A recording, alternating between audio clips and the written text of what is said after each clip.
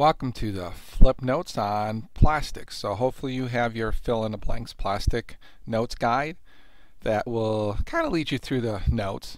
And be sure not just to go through these notes and write and fill in the blanks, but actually listen to the notes, listen to what I have to say, because a lot of what I have to say is the essential knowledge stuff that you're going to need to know, not only for the labs but for the test as well.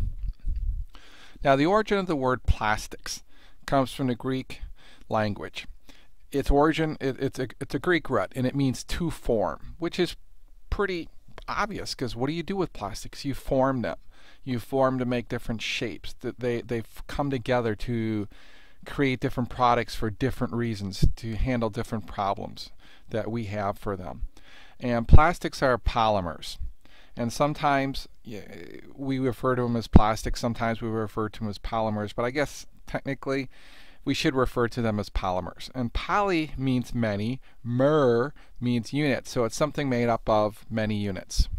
Now think of a polymer as a chain. If you've ever looked at a chain link fence, you know how the different links are connected together? Well, each link of the chain is the mer, or the basic unit that is made up of carbon, hydrogen, oxygen, and or silicon, or these are the more common ones. Now to make the chain, many links or mers are hooked together, or they're polymerized together. Now, many common classes of polymers are composed of hydrocarbons. These polymers are specifically made from a small unit bonded into long chains. Carbon makes up the backbone of the molecule, and I'll show you a diagram of this shortly. And hydrogen atoms are bonded along the backbone. So when we look at this one, this is actually a diagram of polyethylene, and this is the simplest polymer structure. So if we take a look at this right here, let me grab a pen. Oop, let me back up once. Trying to grab a pen here. There we go. Yeah, let's do this one right here. So if we look right here, we have carbon making up the backbone. And you can see it comes here. And then we have the hydrogen here. So this right here together would make up one of your mers. And then it's interlinked with another one. And it's interlinked with another one. And so these carbons are bonded. And if you remember carbon has how many electrons? Do you guys remember? It's got 6. So it's got 2 in the first shell and it's got 4 in the second shell. And if you remember, it needs 8 in the second shell in order to be full. So what it does is it bonds here, bonds with the carbon here, and they share the electrons. So by sharing these electrons, they're essentially bonding themselves together. Now, even though the basic makeup of many polymers is carbon and hydrogen, other elements can also be involved. You have oxygen, you have chlorine, fluorine, nitrogen, silicon, phosphorus, you have sulfur, and there are some other elements too that are involved. And it really depends. Different elements are going to create your different types of plastics. So for example, PVC has chlorine in it. Nylon is going to have nitrogen in it. Teflon has fluorine in it. Polyester, polycarbonate have oxygen in it. Vulcanized rubber has sulfur in it. And all are carbon-based and organic. So depending on what element is in it, really determines what type of plastic it is. Now, polymers have been with us since the beginning of time. There's always been natural polymers, things such as tar, shellac, tortoise shell, horns, as well as tree sap that produce amber and latex. These are all natural polymers. Now, natural polymers began to be chemically modified during the 1800s to produce many different materials. The most famous of these materials was vulcanized rubber, gun cotton, celluloid. Now, the first synthetic polymer was produced is called Bakelite, and that was produced in about 1909. And Bakelite, some Bakelite's actually pretty expensive these days. It was made early on. It did a lot of different things. Electricity didn't flow through it well, and it was used to create things like to handle the electricity. It was used to make plates. And that's some of the stuff. There are some collectibles out there that can be pretty expensive if you can find some Bakelite. Now, Bakelite was soon followed by the first semi-synthetic fiber, rayon, which was developed in 1911. And it was not until World War II that significant challenges took place in the polymer industry. Prior to World War II, natural substances were generally available. you would go to places like China and you could get silk. But if you remember during World War II, we had a problem getting raw materials out of the Pacific area region. And that's because Japan controlled much of that territory, much of that area. So how are we going to make parachutes if we didn't have any silk? Well, we had to come up with synthetics. We had to come up with alternative ways. Another common substance they got out of that area of the world was rubber. And we had to figure out how to make synthetic rubber. And a story that I heard once was that some of the first synthetic rubbers weren't the best. That they, on planes during the war, that the tires didn't always stay perfectly round. So when you're going down the runway, if you can imagine a tire that's a little lopsided, you know, going down the runway, it must have been pretty tense for some of those pilots until they were able to develop pretty good synthetics to replace the rubber that they weren't able to get anymore. Now, once the world went to war, our natural sources of latex, wool, silk, and other materials were cut off, making the use of synthetics critical. And when we take a look at the plastics industry, it's a major industry. Now, this may be a little dated, it's a few years old, but the plastics industry in the United States directly employs over 1 million people, 1,100,000 people. And I would imagine this was I got this information before our latest hiccup with the economy, so I would imagine it's still the same, and I'm hoping that it's growing, but it may be a little bit lower because of the problems that we had with the economy. Now, plastics is a $374 billion per year industry, making it one of the largest manufacturing industries in the United States. And we have some of those industries right here in town. Flambeau is one of the big employers in town. Wonderful company.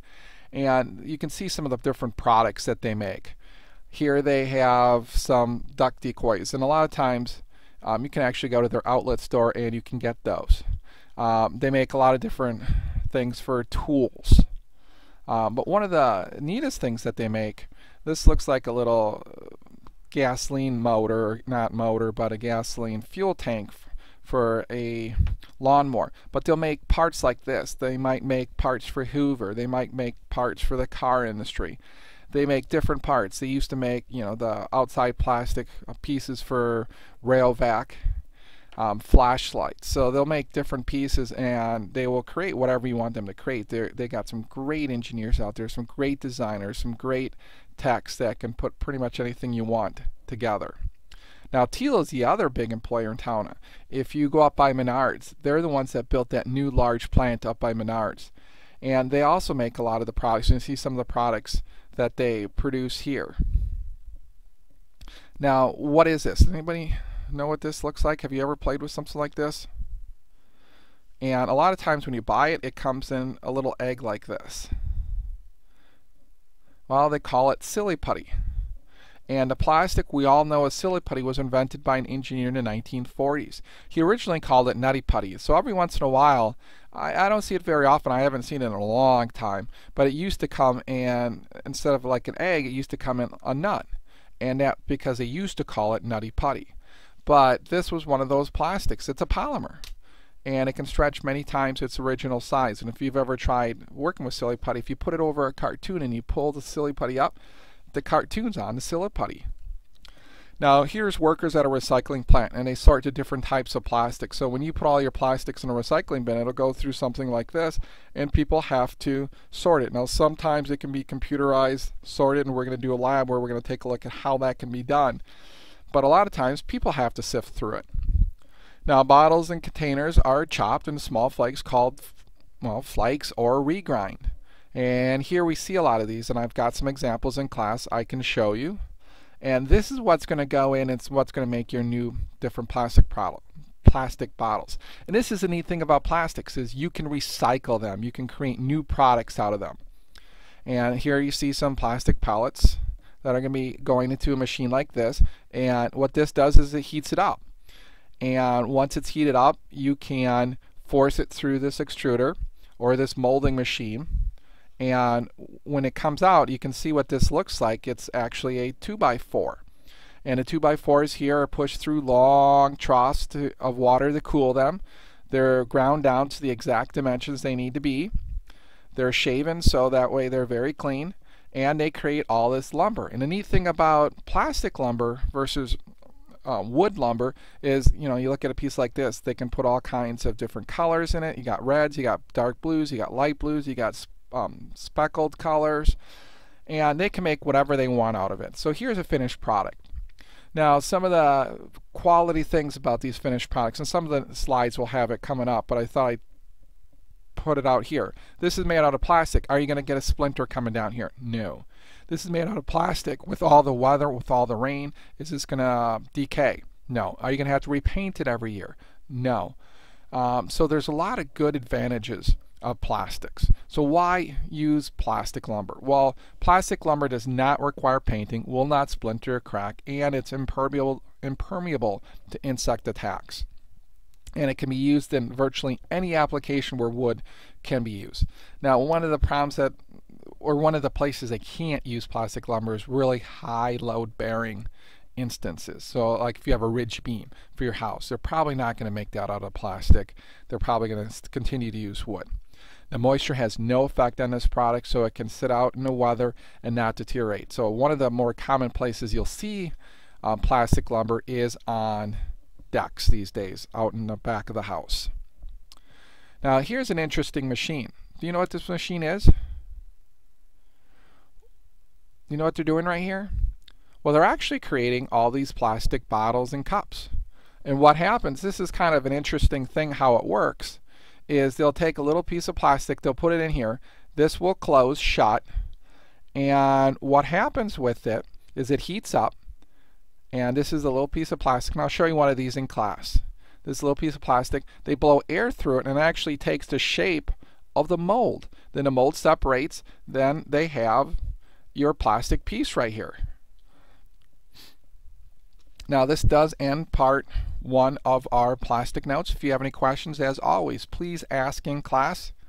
Thank you, and have a good time on the flip side.